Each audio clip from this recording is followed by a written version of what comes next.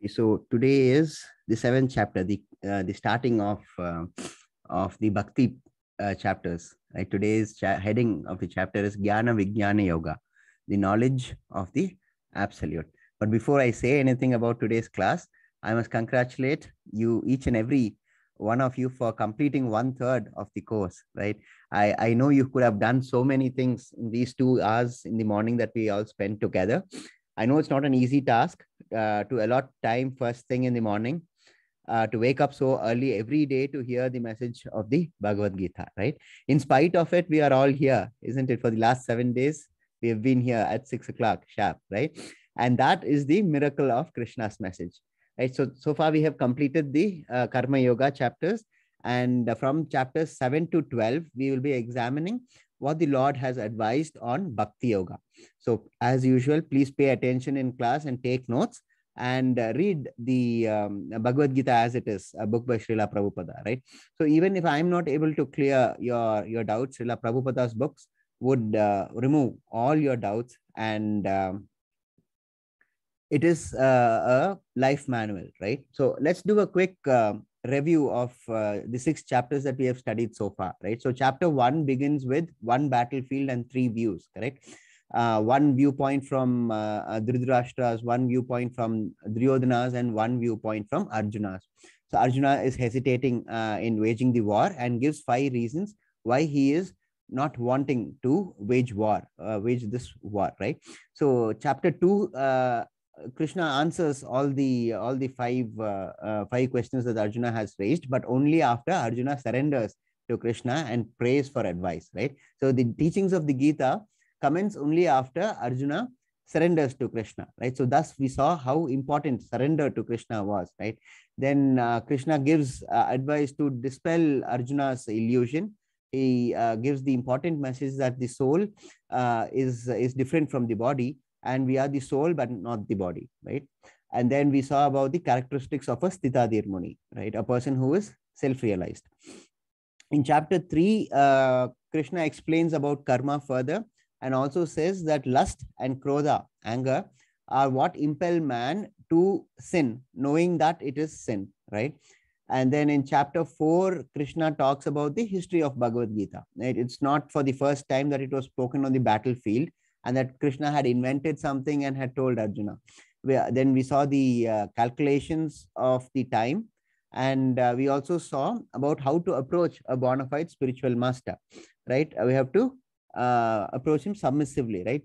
Pariprasnena sevayam. Pariprasnena sevayam. Right? So we also saw about the 4 sampradayas, right? So the point there was that that the message of the Gita was not spoken for the first time in the battlefield, and it was spoken, in fact, 120 million years ago, right? We also saw the calculations upon which that figure was arrived at, right? And then in chapter 5, we saw about karma sannyasa yoga, right? So what was the real meaning of sannyasa? The real meaning of sannyasa is karma sannyasa, that is not to give up everything, but do everything, but be without attachment. So that was karma sannyasa. And Krishna declares that doing your karma is better than just renunciating it. Okay. Krishna also declares in chapter 5 that he is everyone's well-wisher, right? Sukhradam sarva bhutanam. Okay. And then in chapter 6, Ashtanga Yoga was explained by Krishna.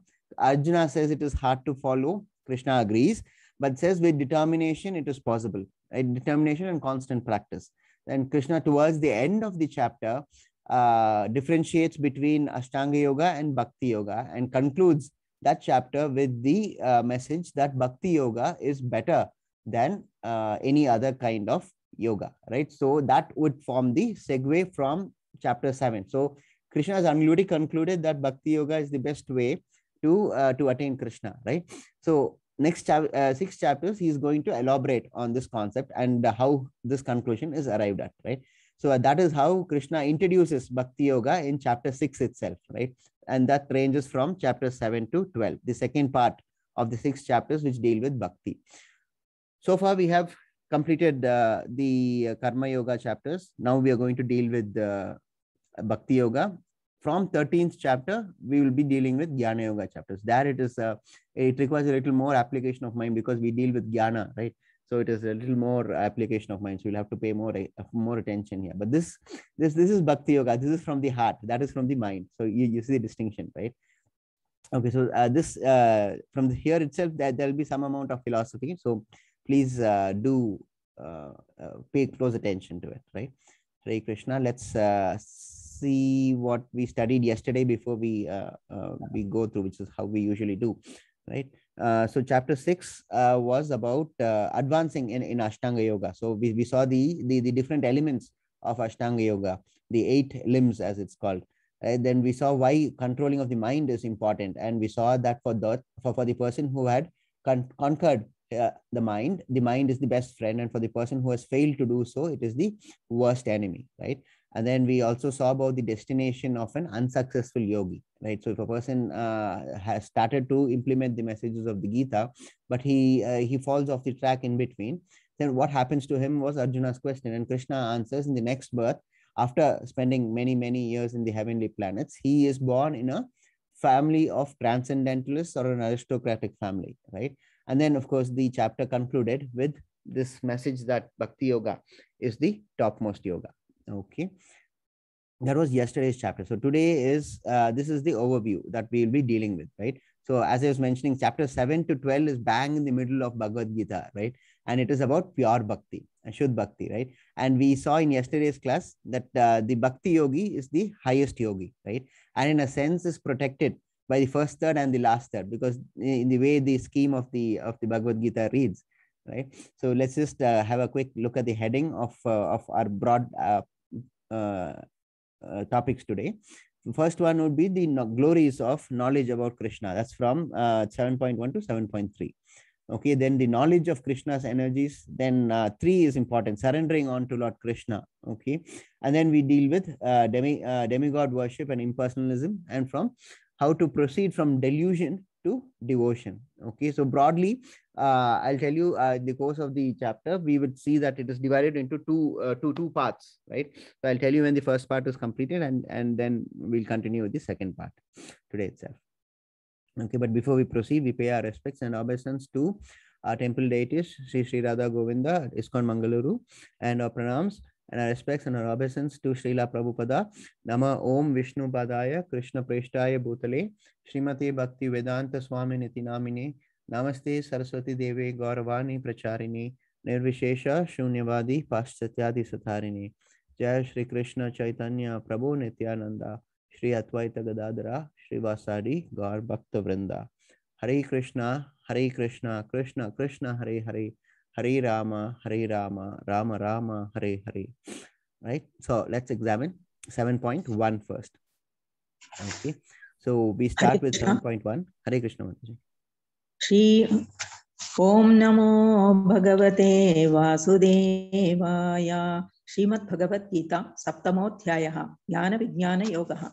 Shri Bhagavanu Vacha Maya Saktamana Partha Yogam Yojjanmadashrayah Asamshayam Samagnam Yatha Jnasyasi Tatshrunu. Takshrunu means now hear. Now hear, O son of Partha, Arjuna, how by practicing yoga in full consciousness of me, with mind attached to me, you can know me in full, free from all doubt. Right. So the words is takshrunu. That is that is an important phrase here, right? That takshrunu means to hear from me, right? The aim of yoga is to understand Krishna, right? There is no other purpose for yoga, right? The aim is not to enhance one's health or get rid of that back pain or increase the concentration power. Those are all incidental to the main purpose, right? They are secondary benefits. The primary goal of yoga is to know who Krishna is. That is what all the Vedic literature bring to our attention again and again, right? Somehow we have lost our way, and nowadays we see yoga as purely an exercise, right? But that is something that we have to understand, right? What is yoga? Yoga by this very definition means linking with Krishna, correct?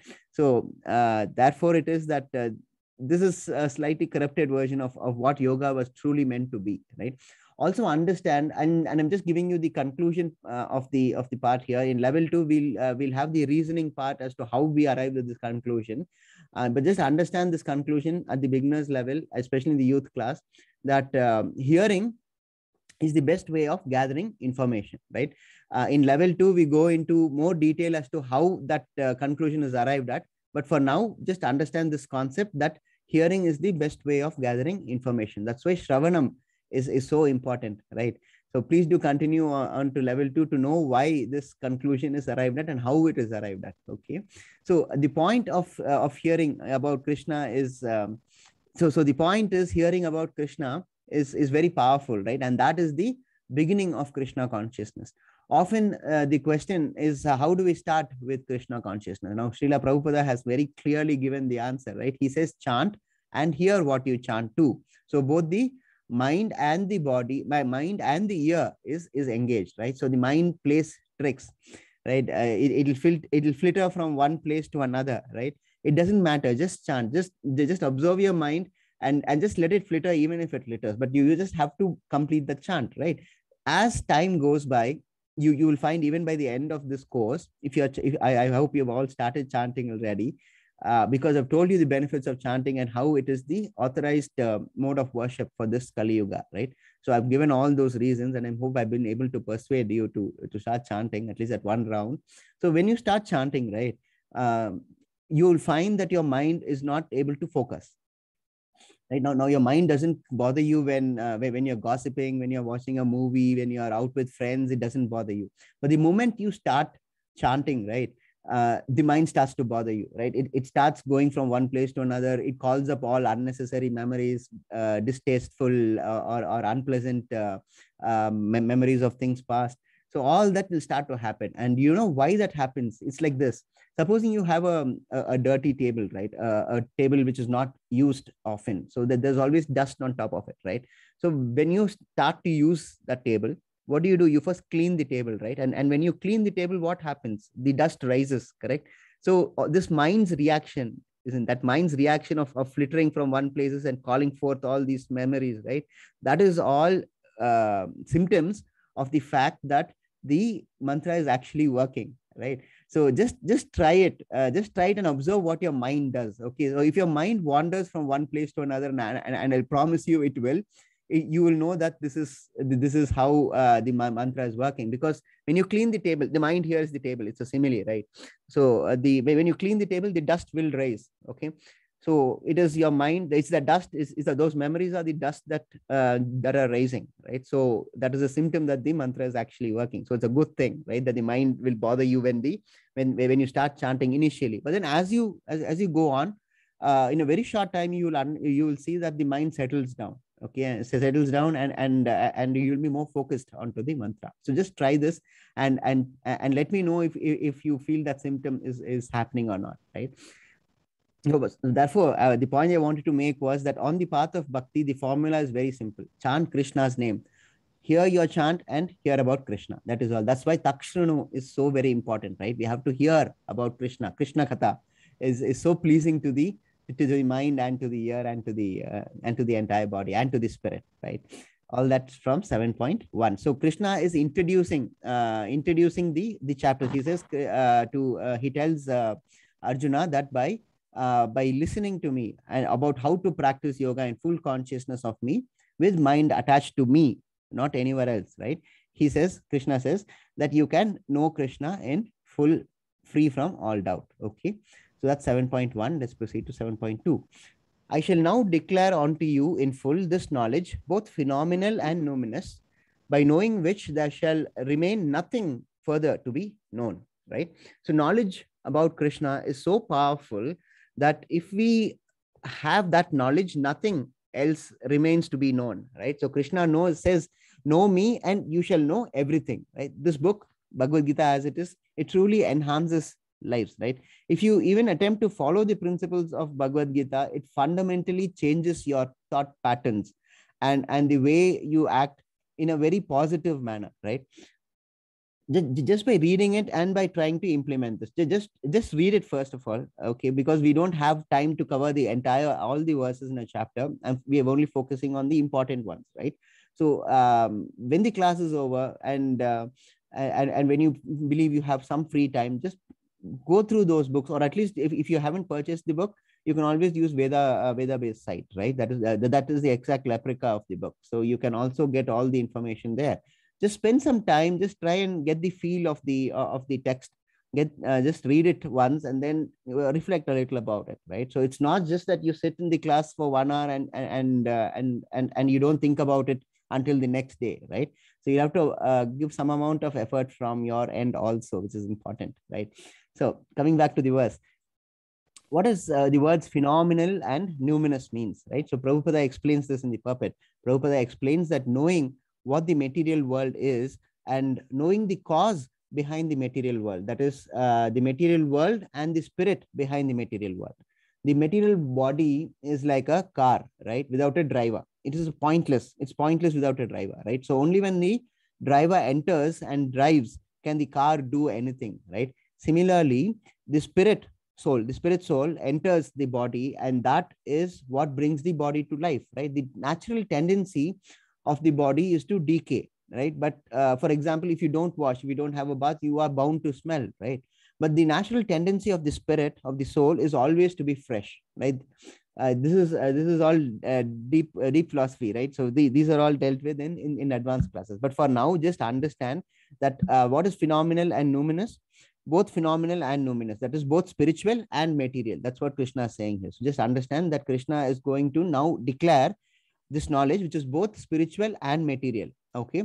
And if Arjuna knows this, there is nothing further which remains to be known, right? So that is 7.2. Let's proceed to 7.3. Hare Krishna Mataji. Hare Krishna. Manushyanam sahasreshu kaschedhyatati siddhaye yatataamapi siddhanam kaschin mam veti tattvataha. Out of many thousands among men, one may endeavor for perfection, and of those who have achieved perfection, hardly one know me in truth, right? So knowing about Krishna itself is a privilege, right? Many, or in fact, most of us don't seem to even understand this concept. Yes, we know the name of Krishna, right? We are blessed to have been born in this great country. It's somehow or the other, we get to know of the stories, right? But the morals and principles on which those stories are based upon, we don't take the time and effort to understand, right? That is what Krishna is saying in the sloka.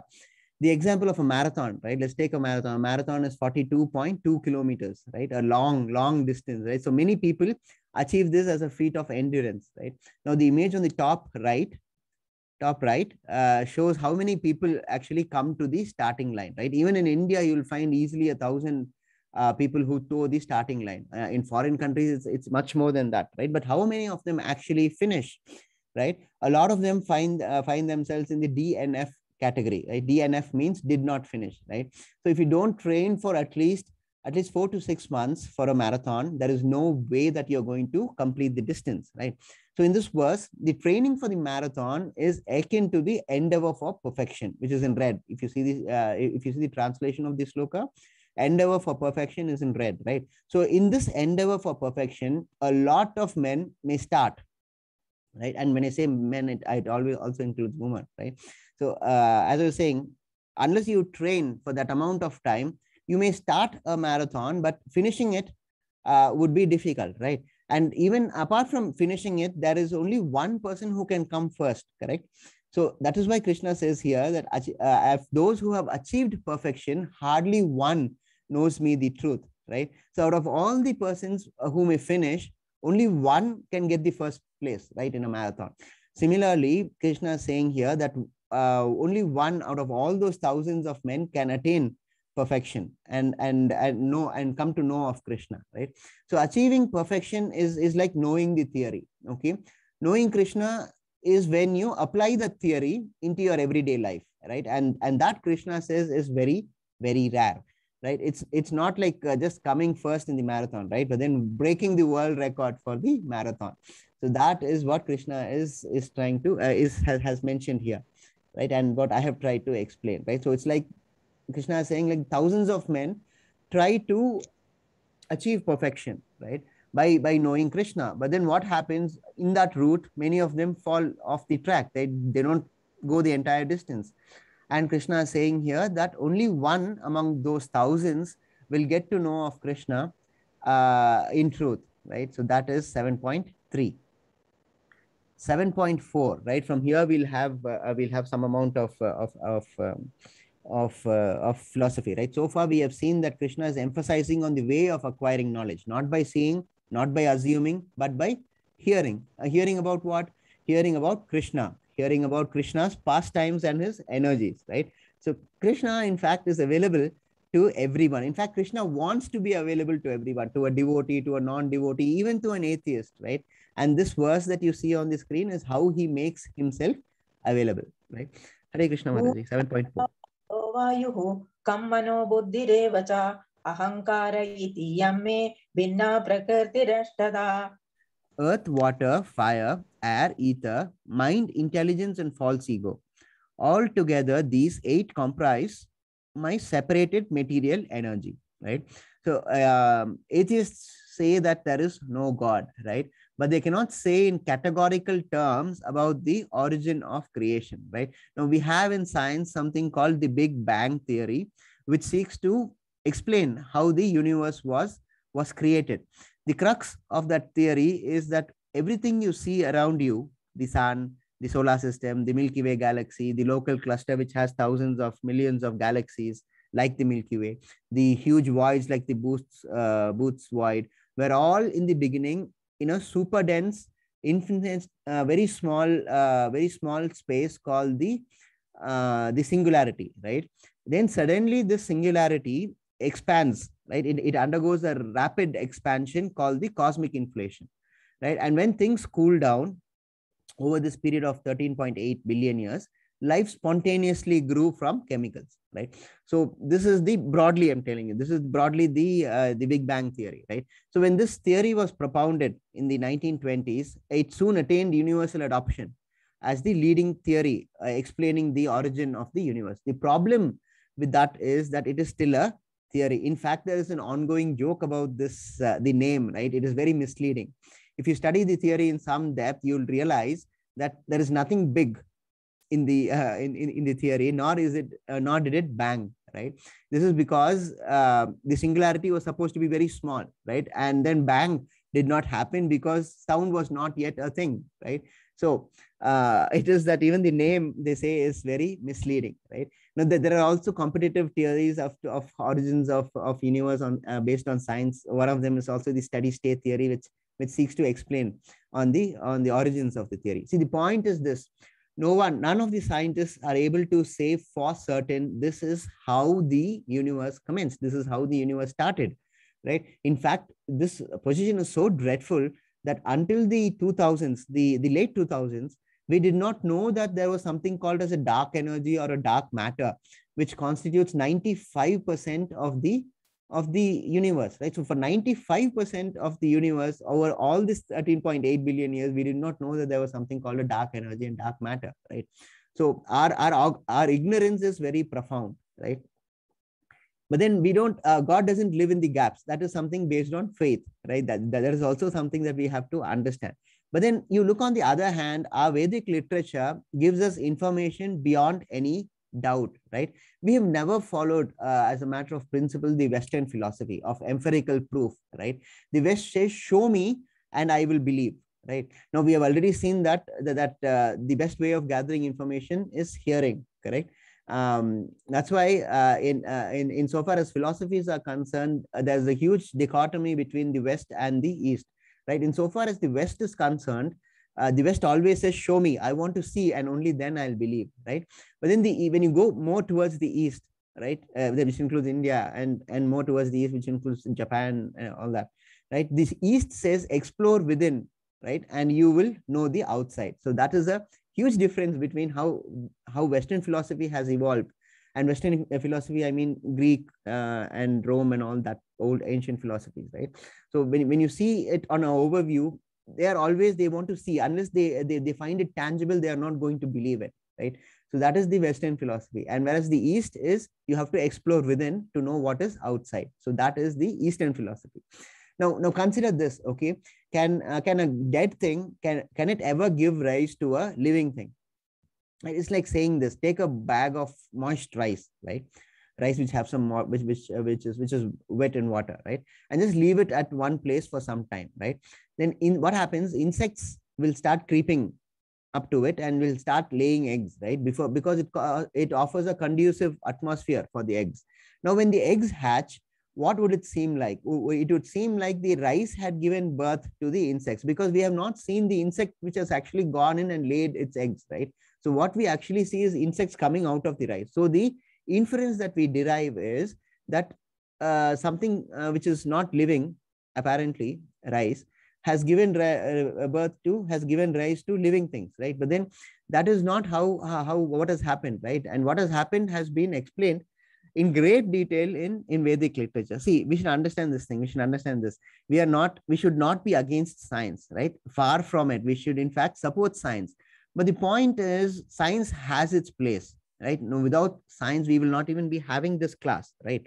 But we have to understand that science is secondary. It's not the primary objective of a human life, right? You should use that science to achieve the primary object, which is Krishna consciousness. That is the purpose of science, right? Now, let's go back to the verse. There's a lot of talk on the science and on Big Bang theory and all that, right?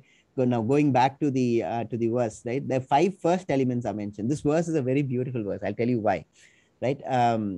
You take the first element, right? What is mentioned is earth, correct? Now I mentioned earlier that how Western philosophy says show me and I'll believe, right? Now the way this verse is explained itself would show the problem with the Western philosophy, and I'll tell you why in a moment. Now you take earth. Earth is the first element, right? Now earth is an element that you can feel with all your 5 senses, right? Now you can feel earth, you can hear earth. Actually, earthquakes happen, right? Then you can touch earth and you can actually taste it also, right? So these are all about earth. All the 5 senses are employed when it comes to earth, right? Then next take water. Water is the next element, right? Now here one sense is lost, right? So water is relatively subtler than earth, right? And which is that sense which is lost? Smell. Water in itself does not have any smell, right? But then if you store water, of course, microorganisms may cause the smell of water, but water in itself and by itself does not have any smell, correct?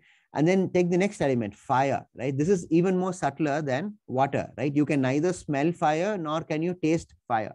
You can definitely not taste it. Smell that you get from fire is actually not from the fire, but it is from the smoke, right? Right. Let's take air next. Okay. Air is even more subtler than fire. Now you can't see air, right? So air is more subtler than fire. Then there, of course, is ether. Now in ether, you cannot, what is ether, first of all? Right. We know that the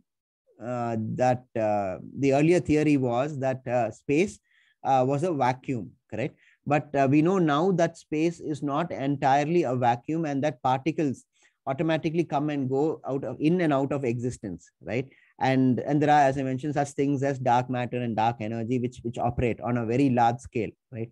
Now, ether is something that is pervading in space and it enables the transmission of sound waves through space, right?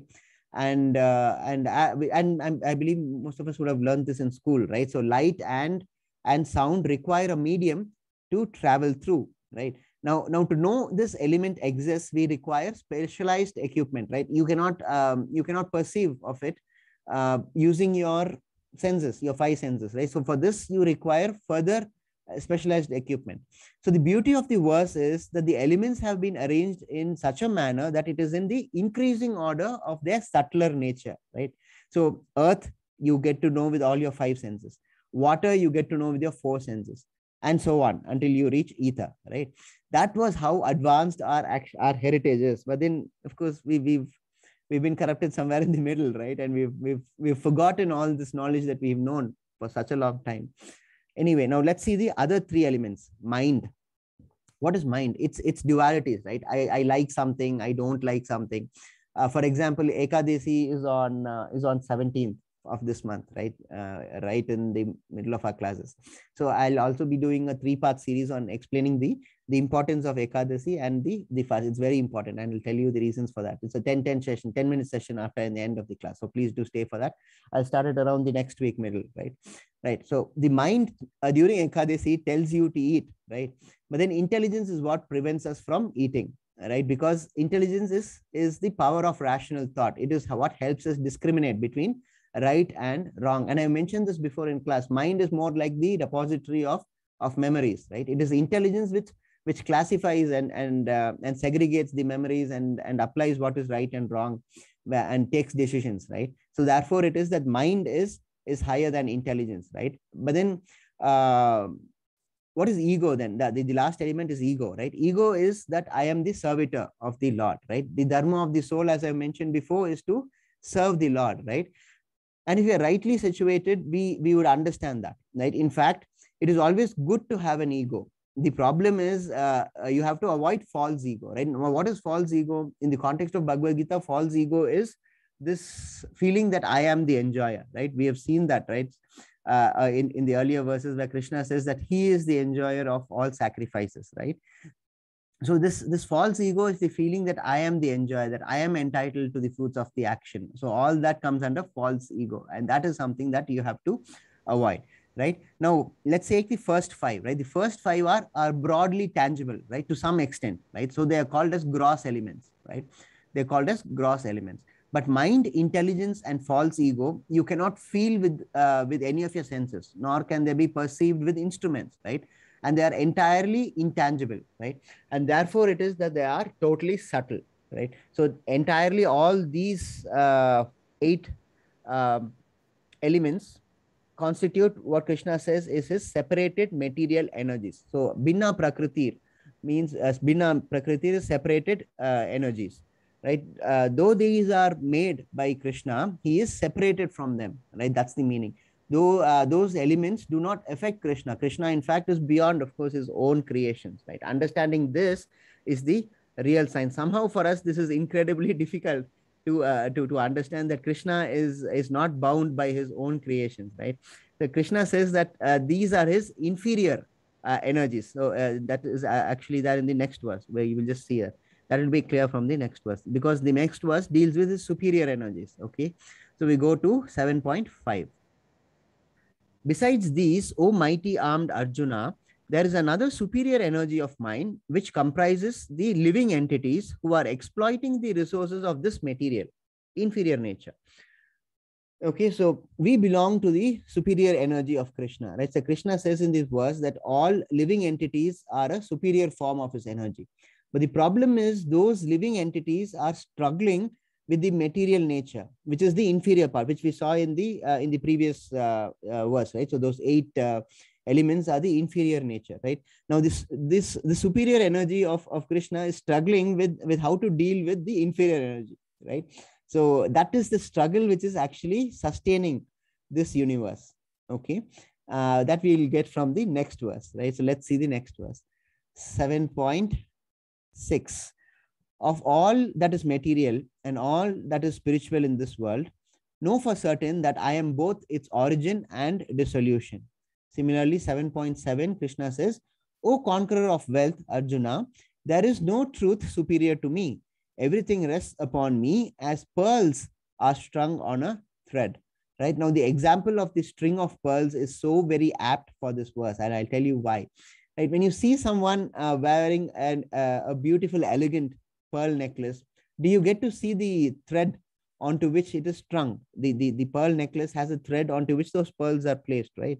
They are put in order based on a string. Right now, if it is a good necklace, you would not be able to see it, right? But we know that there is a thread, isn't it? Obviously, without the thread, the pearls won't stay put, right? And there would be no necklace, no beauty, nor would there be any elegance, right?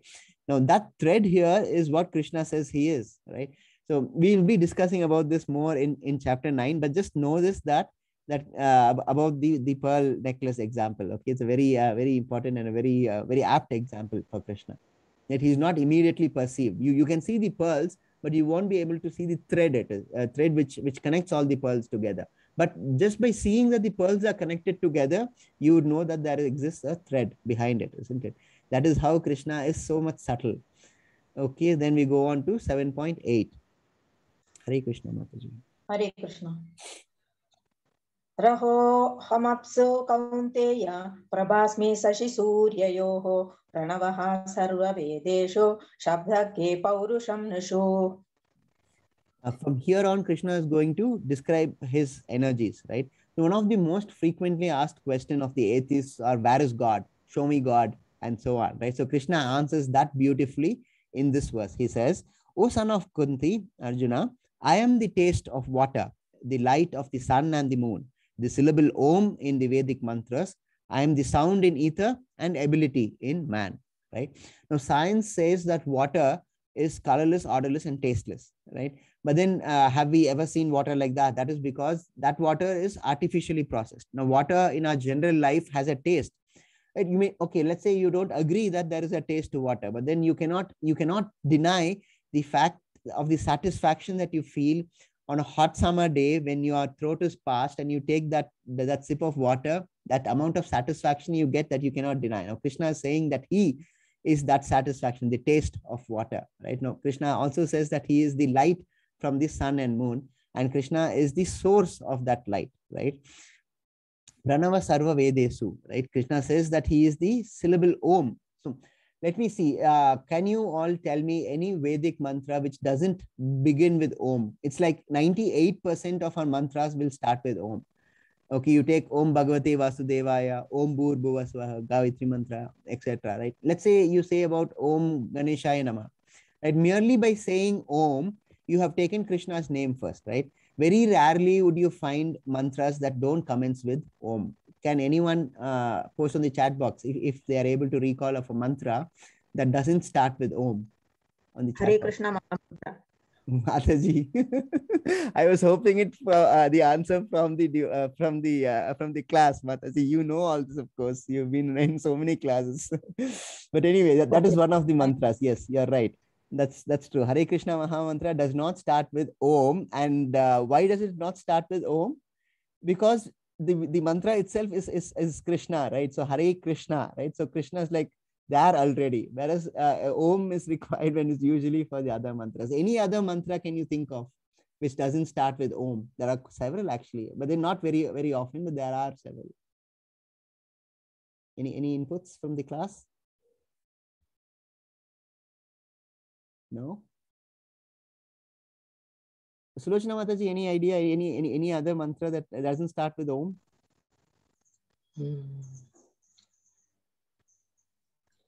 Okay, so that's the assignment for tomorrow. Okay, let's see how. Once you start researching on it, of course, you'll get a lot of mantras which don't start with Om. But then the point is this. This is the point I wanted to make. See, none of us are able to recall any mantras which doesn't start with Om, correct? Immediately off the top of the head, except for the Hare Krishna Maha Mantra, of course, right? Then okay, let's proceed with the verse. So Sabdake, right? So Sabdake is the sound in ether. I'm on the last line now. Sabdake is the sound of ether, right? So ether, as I mentioned, is an element in the outer space through which sound propagates. Now Krishna says that he is that sound also. Now each of us have abilities, right? Now out of these abilities, there are a few that which we would be able to do better, right? So all these abilities in man are also from Krishna. Krishna says it in so many words in another verse, right? For example, if there is no light, which is also Krishna, we would not be having the ability to see, right? If he takes away the ability to speak, we will not be able to speak, right? Thus, this verse clearly establishes that we are always dependent on Krishna because he is the caregiver. See, if you look at Bhagavad Gita, it's actually like a love letter from Krishna to entire mankind, right? He is in his high pedestal, right? He has no reason to be interested in any one of us, and yet he loves us all so much that he has taken the trouble to clearly explain in detail as to how to reach him. That's what lovers do, right? They write letters and they fix meetings and all that, right? So it is up to us to decide whether we reciprocate that love or not. The way we have to reciprocate is mentioned in the Bhagavad Gita, right? Now, the only problem is, do we or do we not respond and reciprocate to Krishna's call for love, right? It is so easy. That's why Bhagavad Gita is a love letter from Krishna to all of us, right? Right, right. Of course, nowadays love letters are not very often. We have moved on to more digital ways of expression.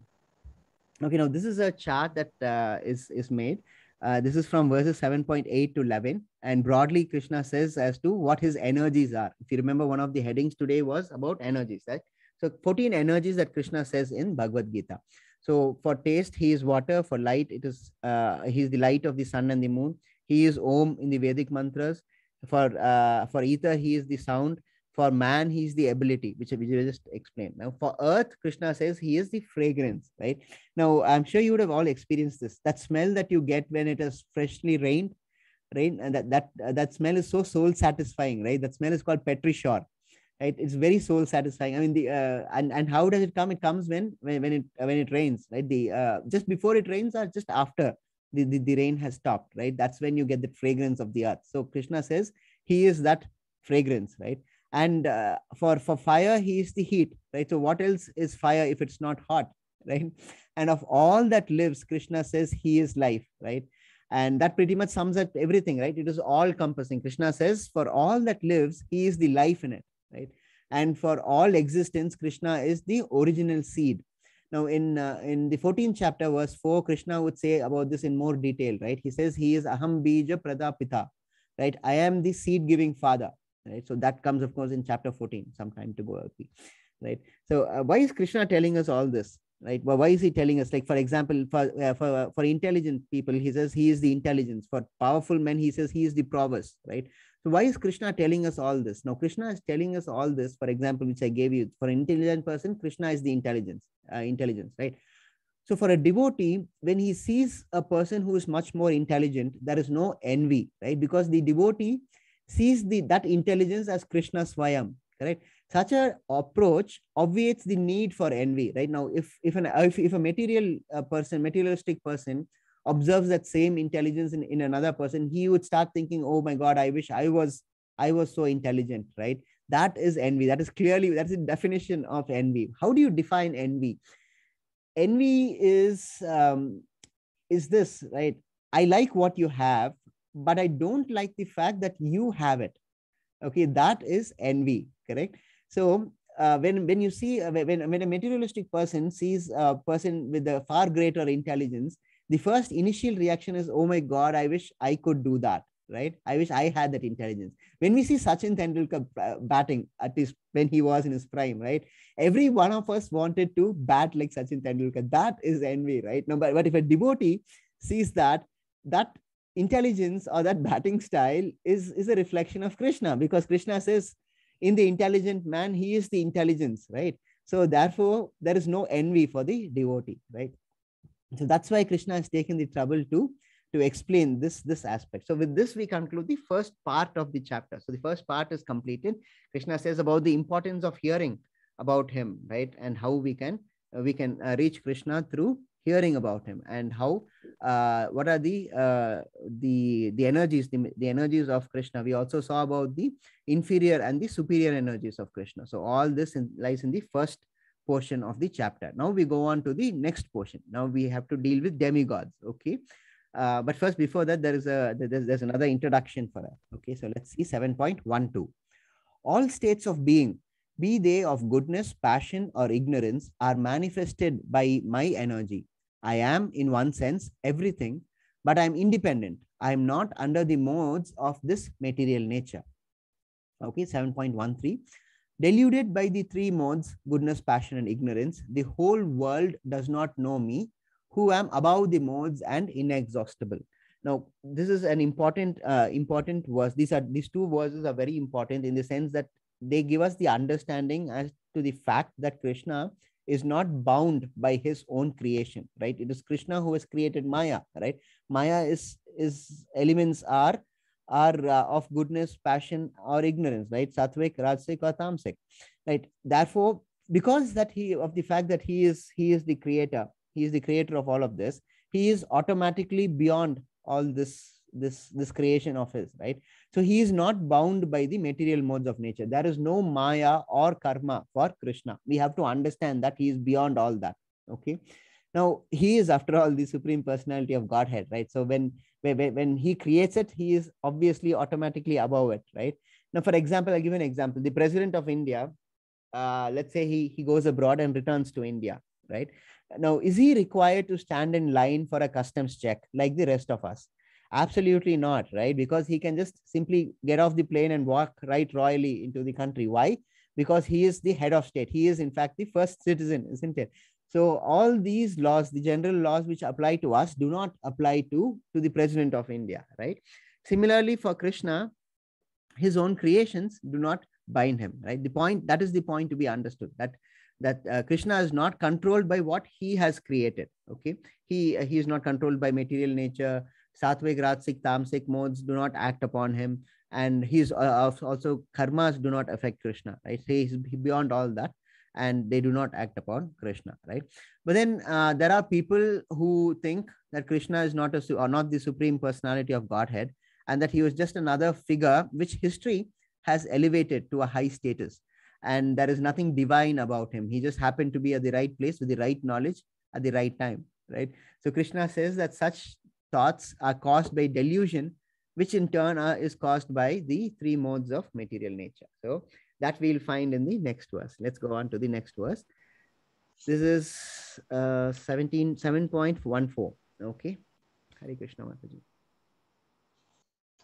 देवी हेषा गुणमयी मम माया दुरत्यया मामेव ये प्रपद्यन्ते मायामेतां तरन्ति ते.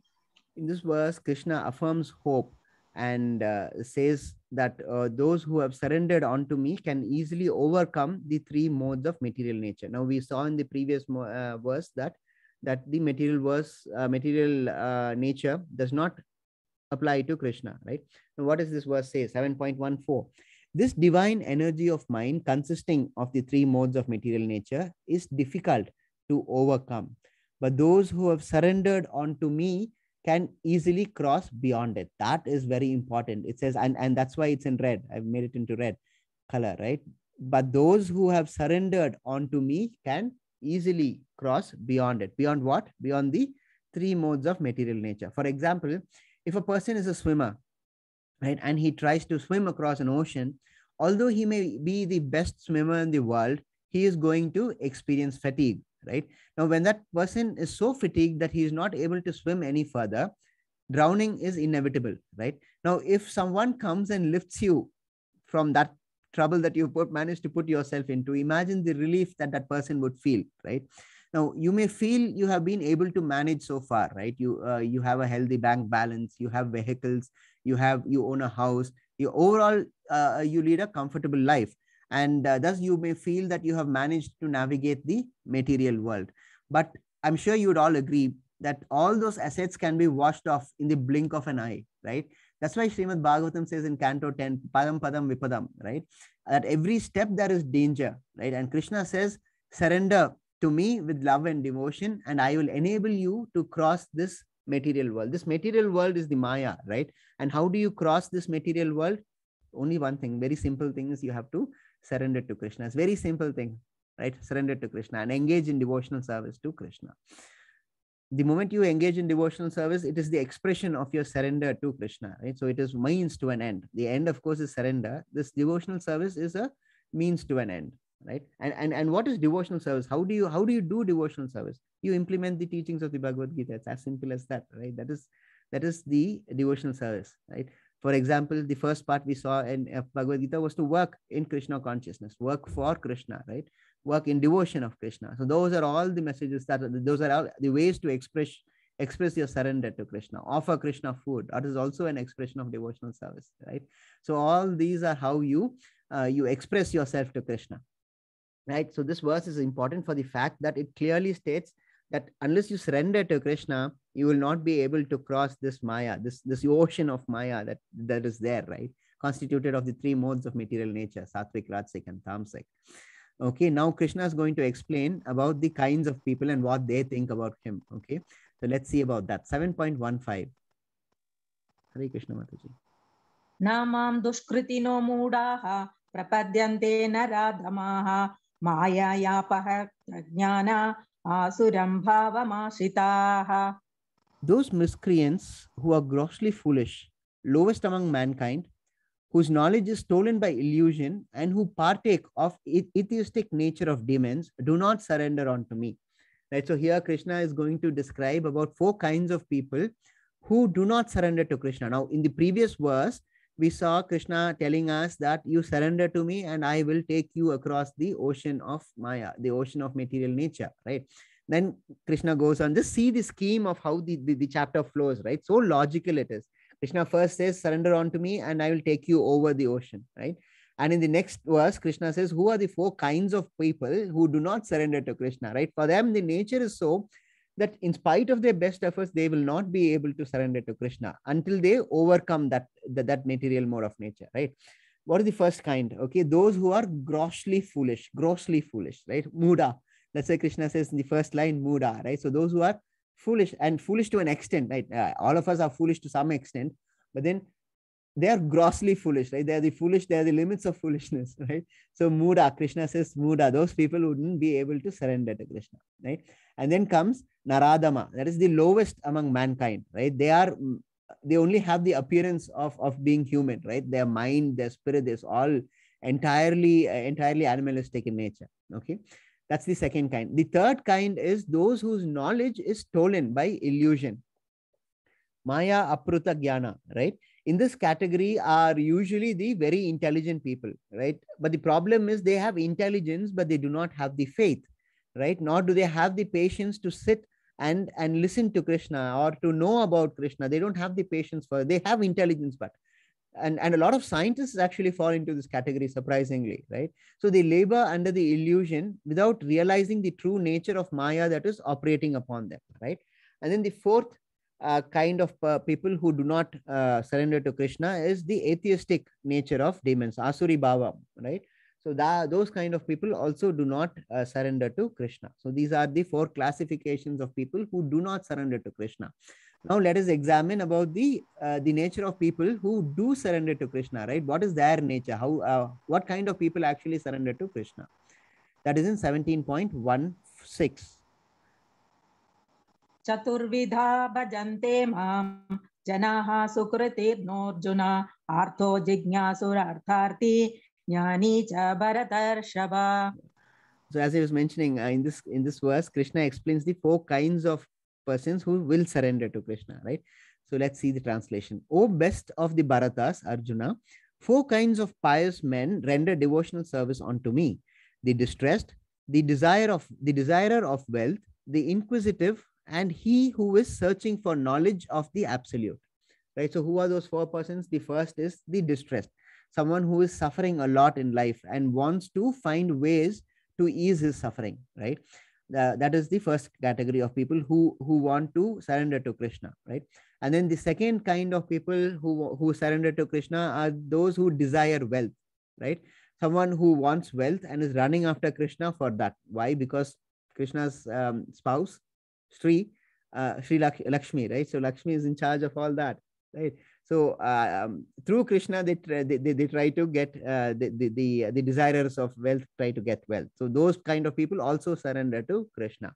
And then you have the inquisitive kind. That's the third kind. Inquisitiveness is curiosity, right? They want to know what's all the big fuss about. Why are these people chanting on the streets Hare Krishna, right? So they want to know what is happening and what is all the fuss about, right? So those are the inquisitive kind of people. And then there are those, the last kind is those who are searching for the knowledge of the absolute. That is the search for knowledge, Gyan, right? So those kind of people also surrender to Krishna. Now you all have managed to continue till the 7th chapter, right? And we have 22 of you today, right? So you all had the option of discontinuing, right? But then you have stuck on. In fact, let's take the group, the WhatsApp group in which all of you are a part has nearly about 150 people, right? And still we have only 22 in class, right? So what does it say about the others? That's why I said in the initial sessions that Bhagavad Gita is a praptam. Unless you are entitled to it, you will not be able to hear the message. Even though you may register for the class, you still are not in class, right? I mean, those who are not in class, I was talking about. So what is the point of registering, right? So even though they have managed to register, their karma is permitting them to register, but then it is not permitting them to attend the class. That's why they don't have the praptam of listening to it, even though they are on the last step. They have registered, but they're not able to attend, right? So if you do a little soul searching, right, all of us, the entire humanity of those who have surrendered to Krishna and have sought his shelter will fall between one or the other of the four categories which is mentioned here, right? And there would be some amount of overlapping also. Okay, so a distressed person may also want to seek the absolute, get knowledge of the absolute. So there will be some amount of overlap also, but broadly and without fail, there would all the people who have surrendered to Krishna would come to Krishna for one of these reasons. Initially they may come for one or more of the reasons, but then as they hang around, right, they feel they start the attraction, they are not able to resist attraction of Krishna, right, and they become great devotees, right? But there is a catch in that also, right? And I'll explain it while we are dealing with the next verse, right? 17 chapter verse 17 deals with the catch. Let's see what the catch is. 7.17.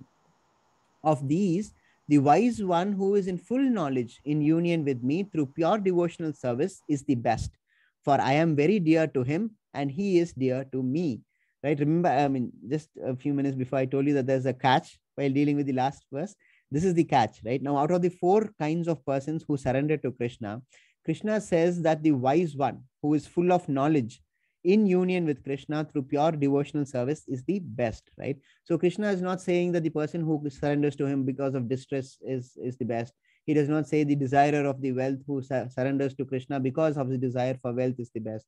Nor does he say the inquisitive person is the best, right? So Krishna says, out of knowledge, the person who surrenders to me is the best. Right now, why is Krishna playing favorites, right? We may feel that he is being discriminative, right? He is choosing one out of all those persons who have surrendered to him. After all of those people have in fact surrendered to Krishna. That is the goal. So why is Krishna saying that one among those four is the best, right? We feel, how can Krishna be so partisan, right? Krishna is none of those, right? Be assured. He welcomes everyone, but he has logic for saying that the person who surrenders to Krishna out of knowledge is dear, and the logic is this, right? When a distressed person comes to Krishna, there is a chance that once Krishna removes that distress, that person may go back to his old ways, right, and forget Krishna, right? Similarly, a person who comes as a desirer, out of desire for wealth, and when he surrenders from in that mood, desiring wealth, and when Krishna gives him that wealth, when he has amassed wealth, then there is a chance that the person may revert again to his old ways, right, and forget Krishna, right? Similarly, so as to speak, similarly, this is the case with inquisitive people also, right? Supposing their curiosity is satisfied, they can always revert back to their old ways and forget Krishna, right? But a person who comes to Krishna out of knowledge of Krishna, now that person will not go back, right? That is because the person who truly knows the nature of Krishna, and once you know truly the nature of Krishna, we saw in a previous verse that there is nothing further to know once you know Krishna, that he will not go back. And that's why perhaps they say that knowledge is power, right? So why is knowledge power? Because knowledge gives you the ability to understand Krishna. And once you surrender, seek shelter of Krishna with that knowledge, Krishna says he is the most special person because he is not going to go back, because he knows of my nature, right? And therefore Krishna says he is the best. He is the best and he is more dear to him. That devotee is also dear to Krishna, and Krishna is also very dear to that devotee. So there's no question of him revoking that surrender, right, so to speak. Okay, so that's 7.17. Let's proceed further. 7.19. Hare Krishna Mataji. Bahunam janmanamante jnanavanmam prapadyate vasudeva sarvamiti samahatma sudurlabha. After many births and deaths, he who is actually in knowledge surrenders unto me, knowing me to be the cause of all that is.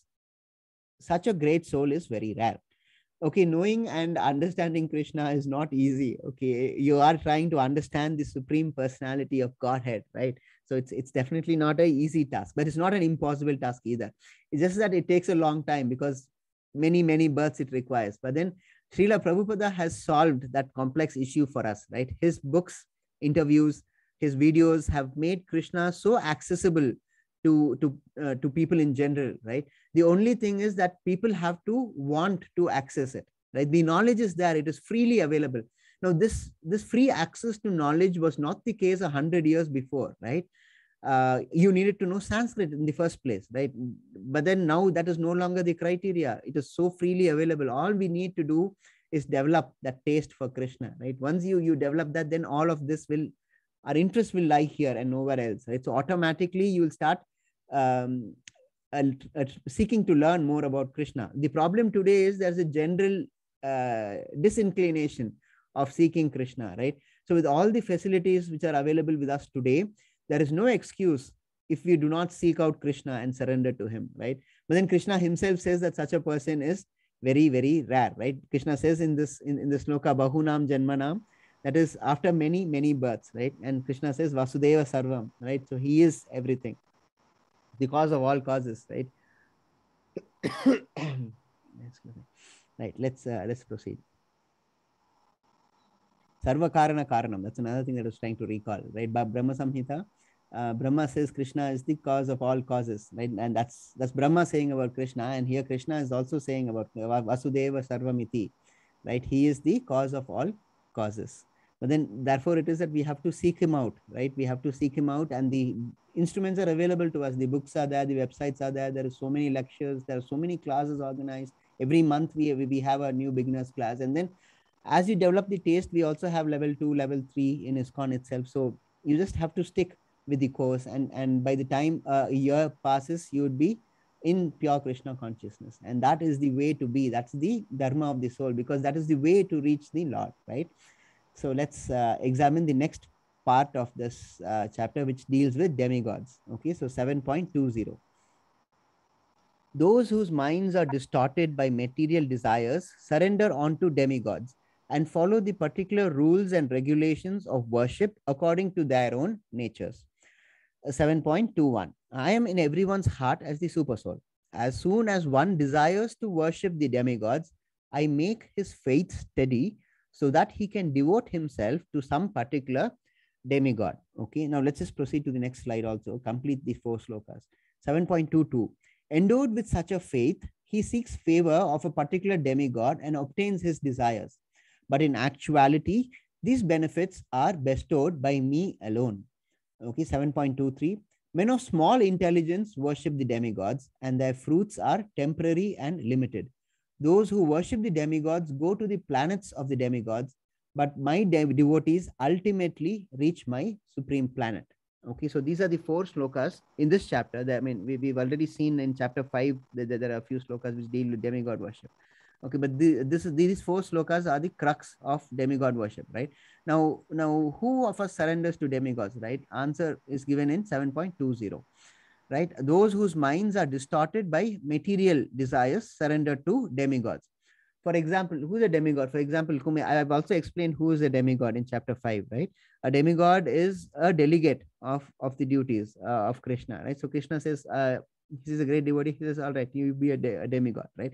Now, Kuber is considered, for example, I'm saying Kuber is a demigod, right? So Kuber is considered to be an ideal person to worship if you need money, right? So sometimes prayers are offered to Varuna for timely rains and so on. So all these fall in the class of demigods, right? So who actually worships demigods? Those people whose minds are distorted by material desires, right? So the people who want material desires are those who surrender to demigods, right? And how do they worship? They are worshipped according to the nature of their followers. For example, and I'm sure you would know a few of this, there are several deities to whom meat is offered as Naivedyam, right? Sometimes alcohol is given. Even cigars are sometimes given, right? For village deities and all that. So this is all because their followers are tamasic in nature, right? So whereas on the other hand, you take any other demigod, only flowers are offered, right? And then only sattvic food is offered. So depending on the nature of the followers of that deity, the way of worship will also change. Okay, but Krishna makes one thing very clear, right? That fact is that he is in every soul. So what happens in actually in Srimad Bhagavatam chapter 2, no, canto 2, chapter 2, there's a beautiful description of the super soul, right? That verse says that the super soul resides in the body, in the region of the heart, right? And it measures 8 inches, and it has 4 hands, and it carries a lotus, a wheel of a chariot, a conch shell, and a club, respectfully, right? So Kanja, Ratanga, Shanka, Gada. Right? This is what the super soul is like, and it lives in our hearts, and it is measuring 8 inches. And who is the super soul? It is Shriyodaksha Vishnu, right? So Krishna is in all our hearts, and all the living entities' heart, not just humanity for that matter. Krishna is in the hearts of every living entity itself, right? So now let's see. Now, since he is in the hearts of every living entity, he knows intimately what is going on in the thought process itself, right? Now, when Krishna realizes or feels that, or observes this thought process, that the faith of a person is desiring towards worship of a demigod, what does Krishna do? He makes that faith steady, right? So that he can devote himself, so that the person can devote himself to the worship of the demigod. Now, why do you think this is, right? Should not Krishna be dissuading people from following other demigods, and direct people to surrender to him, right? Because that's what the Bhagavad Gita says. Bhagavad Gita says, surrender unto Krishna. We saw it in the previous verse itself, right? Krishna says, surrender unto me, and I will help you, and I'll help you cross the material ocean. Right? But then what happens when a person does not surrender to Krishna, but on the other hand, he's seeking material benefits. He wants more money, he wants better health, he wants this, he wants that. He surrenders to demigods. So what does Krishna do? When he observes that this person is surrendering to a demigod, he does not dissuade that person from surrender. Krishna says, yes, I'll make your faith stronger so that you can devote yourself to that particular deity. Now, why is Krishna doing this? Right? Because Krishna is of this mind that at that present point of time, that realization of the person is not fully matured yet, right? So it is that he goes hankering after material desires, and he surrenders to a demigod, right? So therefore, Krishna says, all right, you at least chosen a spiritual path, so I'll make that faith stronger, right? So gradually, when you start worshipping even demigods, eventually, over a long period of time, you will realize that self-realization dawns, and eventually the goal of surrendering to Krishna is realized, right? So that's the point in verses 20 and 21. Now, this is important, right? When Krishna observes that a person is developing desires to worship a demigod, he makes that faith strong. He does not dissuade him, and that in one way also reflects the importance of the free will that the Lord has given us, right? Krishna never forces himself upon you, because it's not very difficult for him to say, no, you should not worship demigods. You should surrender unto me, and that's the only thing that you should do. He never says that, right? He says, all right, you want to go worship a demigod? Fine, go ahead, worship a demigod. And I hope and I pray that you soon get that self-realization that eventually you have to surrender unto me. But then I'm not going to stop you from surrendering to a demigod. That is Krishna's approach. He never forces himself upon anyone else, right? They have to come to Krishna from their own will, own free will and volition, right? Until that happens, Krishna never forces himself upon anyone else. That is free will. That is the freedom that he has given to all the living entities, right? Okay, so 7.22, we've already read it, and the continuation of the previous 2 verses, right? So what happens when Krishna makes the faith stronger? Now, in the previous verse, we saw that Krishna makes the faith stronger, right? Now, this verse explains the result of making that faith stronger, right? Now, the person who seeks favors of a particular demigod is that even he quickly gets what he wants. That is why he actually goes to a demigod. A person goes to a demigod for this material benefit, and the fact that he is likely to get it quicker, right? But what they fail to understand is that even those benefits are given by Krishna alone, right? That's why in 7.22 Krishna says, but in the last line in 7.22 Krishna says, but in actuality these benefits are bestowed by me alone, right? So the demigods are not the ones who are bestowing the favors upon you, the things that you want, which are bestowed to you. It is not the demigods who are actually giving you. So the best that the demigods can do is put in a word for Krishna. Now, all these demigods are all great devotees of Krishna, right? So they're always thinking of Krishna. They're always in prayers to Krishna, right? And when you go and nag them, I want this, I want that, I want this. So what it disturbs them, right? So they go to Krishna and say, my Lord, see, this person is keeping on nagging me. So please do something for him because he's not letting me think of you, pray to you in peace. Right. So that is the maximum that they can do. Now, whether your desire is going to be sanctioned or not, it depends entirely upon Krishna. Right. So he is the one who is going to give you the benefits. Right. So as I was mentioning, all the demigods can do is put in a word for you. Right? The benefit, just understand, eventually comes from Krishna. Right. But then we should also bear one thing in mind, right? That these benefits, which is why 7.23 becomes relevant. The benefits that is derived, which is gotten from the worship of the demigods, is limited, and it is temporary. Now, why is it limited? Why is it temporary? Right? Because of the very nature of the prayers, right? All of those requirements, those wants are material in nature, and anything material is going to be limited. It is going to be temporary, right? So therefore, it is that those benefits which are asked for from Krishna and which is bestowed by Krishna alone are temporary, right? Maybe because they are material benefits, right? But on the other hand, if you ask for spiritual benefits, Krishna, please let me serve you, right? That is a spiritual prayer, and that is permanent, right? So that pleasure that you derive from material benefits is not for a long time, right? It's not permanent. And the demigods can, as I was mentioning, can only put in a word for you, right? So they cannot even give you that permanent bliss. Only Krishna can give you that permanent bliss by granting you mukti, right? Because you come back and serve the Lord, right? So that is the difference. Because you see what happens when people worship the demigods. Krishna says in 7.23 that they go to the planets of the demigods, right?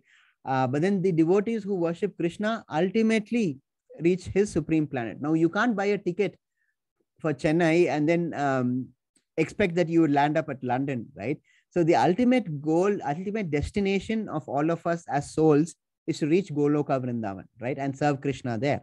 Now, why does Krishna use the word ultimately in this sloka, right? So the last line, you'll notice that Krishna says, ultimately reach my supreme planet, right?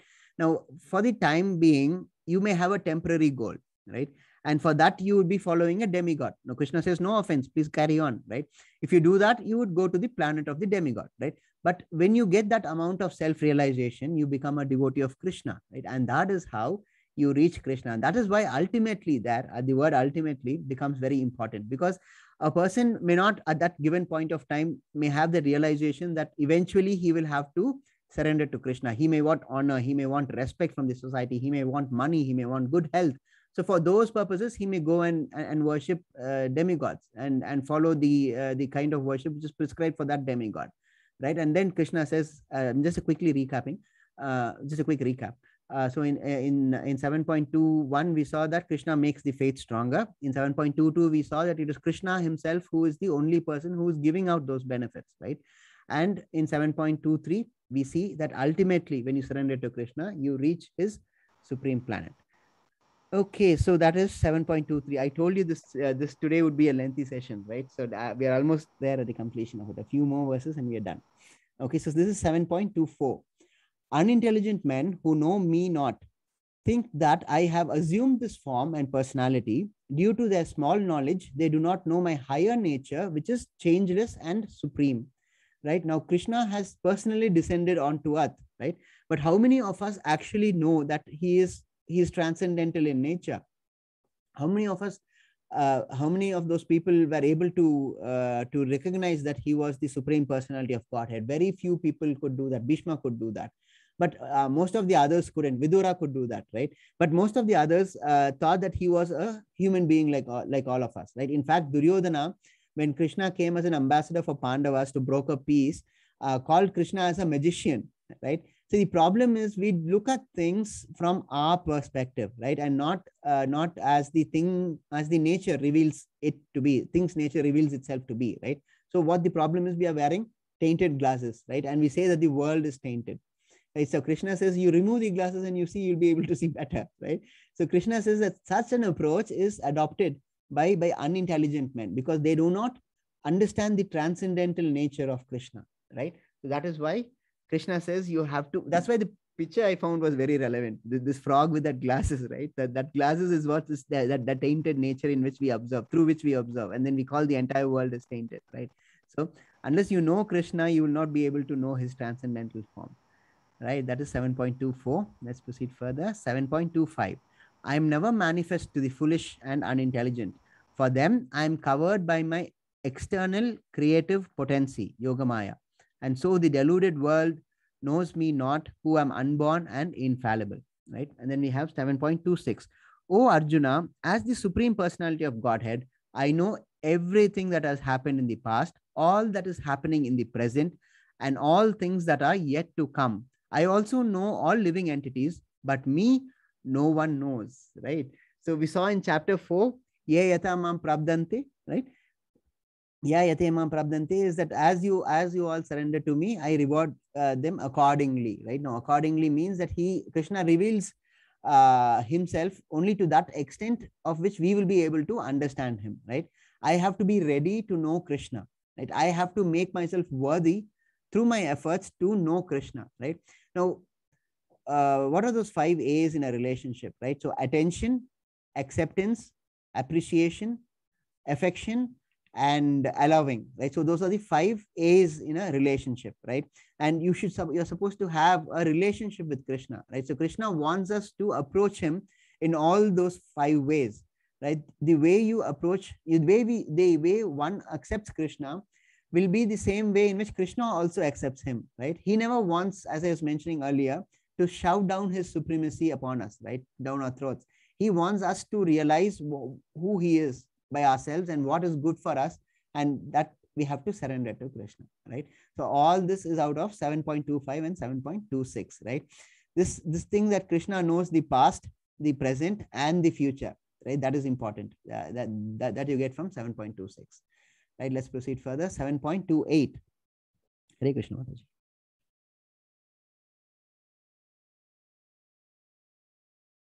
Hare Krishna. 7.28. Mataji. Antagatam papam jananam punyakarmanam te dvandamoha nirmukta bhajante mam dridhavrataha. Persons who have acted piously in previous lives and in this life, whose sinful actions are completely eradicated and who are freed from the duality of delusion, engage themselves in my service with determination, right? So Krishna says in this verse about the persons who are capable of engaging themselves in Krishna consciousness, in Krishna's service with determination, right? So there are 3 kinds of persons here. Who are they? Those who have acted piously in previous life and in this life. That's the first category, right? The second category is whose sinful actions are completely eradicated. That's the second category. The third category is those who are free from the duality of delusion, right? So Krishna says only these 3 category of persons can render devotional service to me with firm determination, right? Now, we should understand at the outset that only such persons can engage themselves in the service of the Lord with firm determination, like Srila Prabhupada himself, right? Now, if you feel that you have found such a person, do not let go, right? Because that person will ensure the benefits of his experience are also passed on to you, right? So that is important, because and therefore it is that Krishna says you have to act piously, you have to control your senses, you have to not act out of lust and krodha and anger, right? And you should be free from delusion. Now, as we progress further in the Jnana chapters, we'll see further as the characteristics that one has to develop in order to reach Krishna. So all that comes at a later point, right? So just at this point of time, just know that there are three categories that Krishna has divided into of the persons who are most eligible for his devotional service, because for them it comes more easily. It's not that the others cannot do it. It's just because their nature doesn't permit them to do it. Their nature doesn't let their mind fix on Krishna.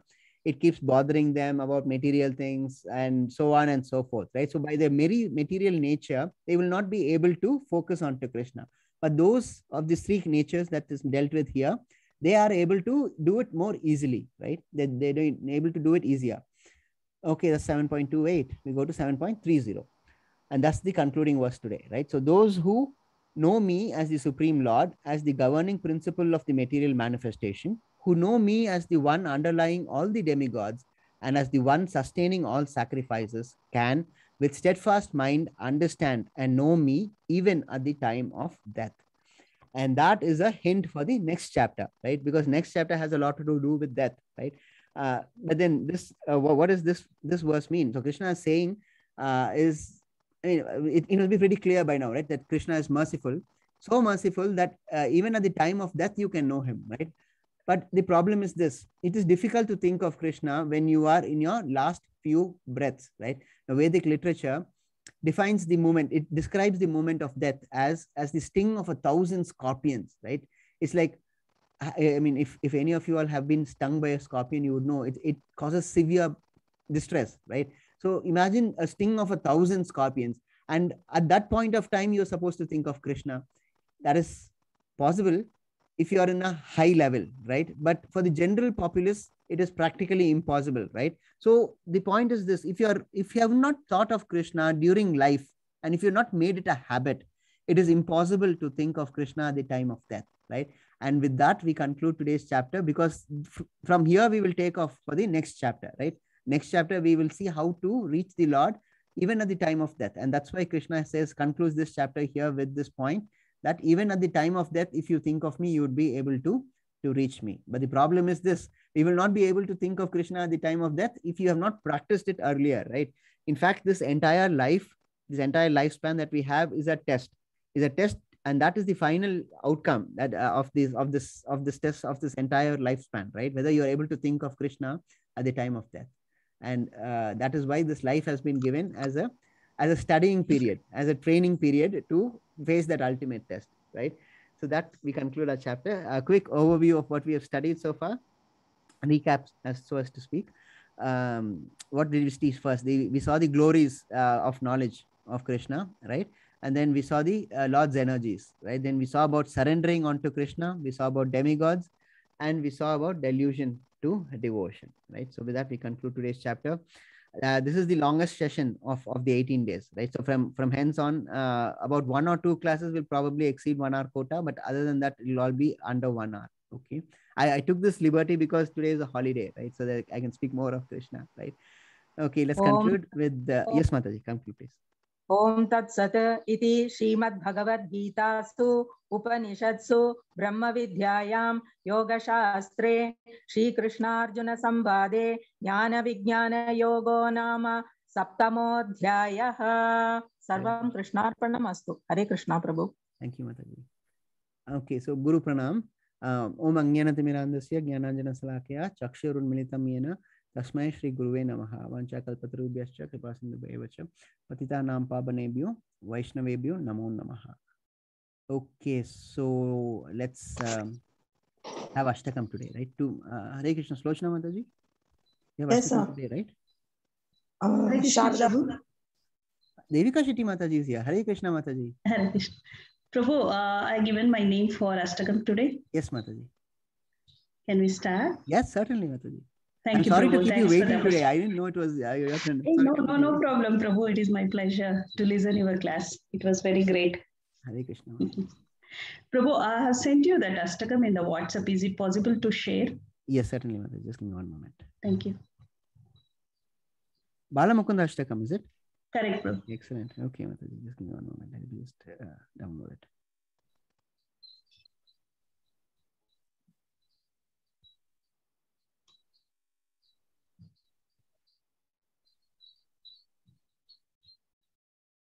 Okay, sharing the screen now.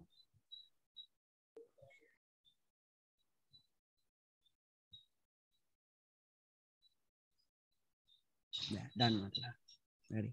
Thank you, Prabhu. Hare Krishna. Kararavindena padaravindam mukaravinde vinaveshayantam vatasya patrasya puteshayana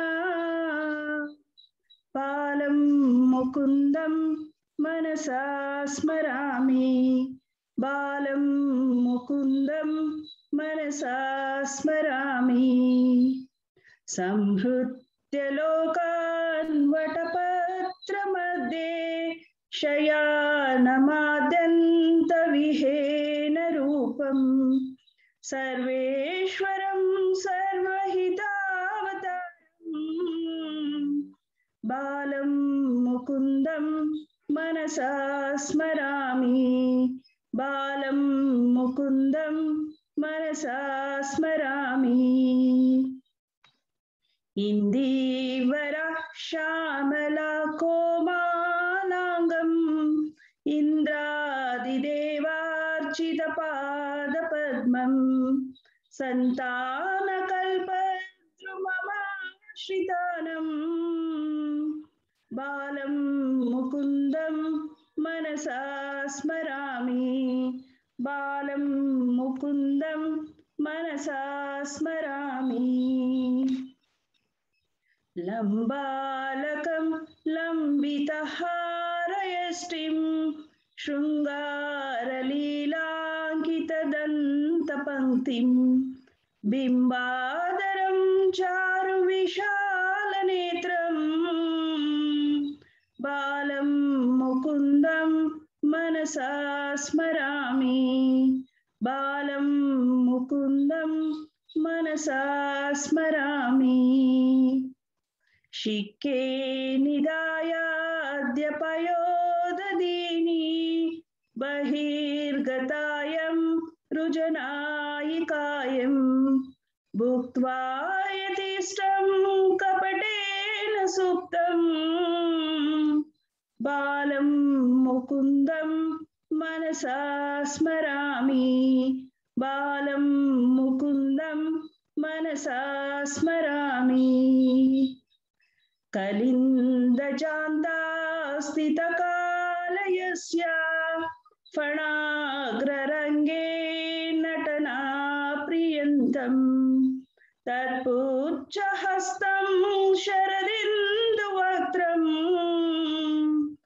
बालं मुकुन्दं मनसा स्मरामि बालं मुकुन्दं मनसा स्मरामि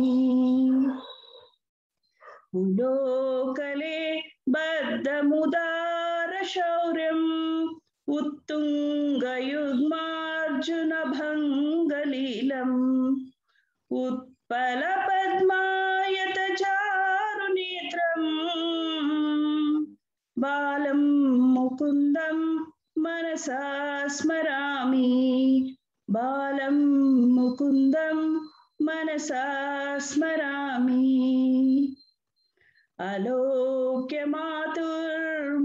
अलोक्यमातुर्मुखमादरेण स्तन्यं पिबन्तं सरसीरुहाक्षं सचिन्मयं देवमनन्तरूपं बालं मुकुन्दं मनसा स्मरामि हरे कृष्णा कृष्णा कृष्णा हरे हरे हरे राम राम राम हरे हरे बालं मुकुन्दं मनसा स्मरामि हरे कृष्ण प्रभु Hare Krishna Mataji, how wonderful it was. I had no idea you could sing so well. You are a person of many talents, Mataji. Hare Krishna. No problem. No, I had no idea. I learned from Krishna Mataji actually. Okay, I attend the bhajans. Right, No? right. It was Thank very you nice so much for the opportunity, Prabhu. Thank you. Hare Prabhu, Shri Sharda is going to say Krishnashtakam, no? Yes, Mataji. Achyutakam. Certainly. Okay, so carry on. Oh, I didn't know that, Prabhu, you have arranged for two. No, Mataji, no problem at all. We have to double the pleasure. Right? Thank you, Prabhu. Thank you, Hare Krishna. Yes, Sharda. I am Shraddha here. I am going to sing Achyutastakam. Achyutam Kesavam Ramanarayanam Krishna Damodaram Vasudevam Harim Achyutam Kesavam Ramanarayanam Krishna Damodaram Vasudevam Harim Sridharam Gopika Janaki रामचन्द्रं भजे अच्युतं केशवं सत्यभामाधवं माधवं श्रीधरं राधिकां अच्युतं केशवं सत्यभामाधवं माधवं श्रीधरं राधिकां इन्दिरामन्दिरं चेतसा सुन्दरं देवकी नन्दनं नन्दजं सन्दजे देवकी नन्दनं नन्दजं सन्दजे विष्णवे जिष्णवे शङ्किने चक्रिणे Rukmini रागिणे Janaki जानरे वल्लभे वल्लभायाचितायात्मने concerned ध्वंसने वंशिने ते नमः concerned ध्वंसने वंशिने ते नमः कृष्ण गोविंद हे राम नारायण श्रीपते वासुदेवाजित श्रीनिधे कृष्ण गोविंद हे राम नारायण श्रीपते वासुदेवाजित श्रीनिधे अच्युतानंत हे माधवादोक्षज द्वारका नायक द्रौपदी रक्षक द्वारका नायक द्रौपदी रक्षक राक्षस क्षोभित सीतया शोभितो दंडकारण्यभूपन्यता कारण राक्षस क्षोभितो सीतया शोभितो दंडकारण्यभूपन्यता कारण लक्ष्मणेनान्वितो वानरे सेवितो अगस्त्य पूजितो राघवा पातु मां अगस्त्य पूजितो राघवा पातु मां धेनुकादिष्टका निष्टकृस्तेषिणा केशिहा कंसश्वंशिनो पालक पूतना कोपको सूरजाकेलनो बालको पालक पातु मां सर्वदा विद्युदोत्रोत्तमप्रस्तुरद्वाससं ब्राह्मिदा बोधव प्रोलसद्विग्रहं विद्युदोद्बोधव प्रस्फुरद्वाससं ब्राह्मिदा बोधव प्रोलसद्विग्रहं वन्ययामानयं शोभितो लक्षकं लोहितो लक्षकं वारिजाक्षं भजे कुञ्चितै कुन्तलै विराजमानाननं रत्नमूलसत्कुण्डलं गन्धयो हारकेयूरवं कङ्कणाभ्रूषणं किङ्किणी मञ्जलं श्यामनं तं भजे किङ्किणी मञ्जलं श्यामनं तं भजे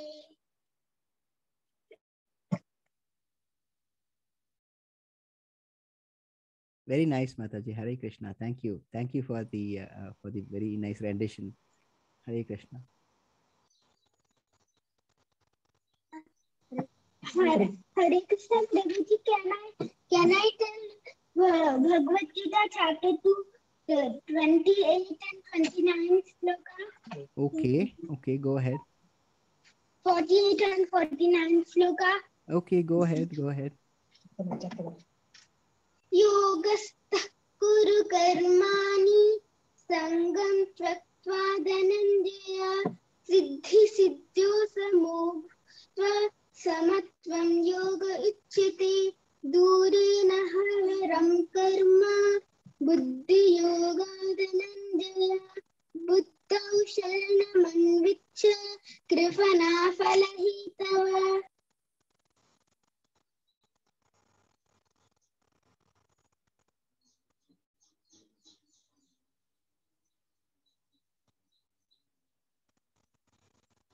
Okay, thank you, Sharda. Thank you very much. Thank you, Mataji. Hare Krishna. Now let's get on to a question and answer session. Any questions from today's chapter?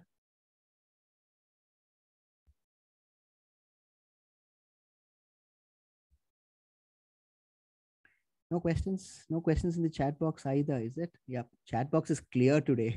No, no messages at all.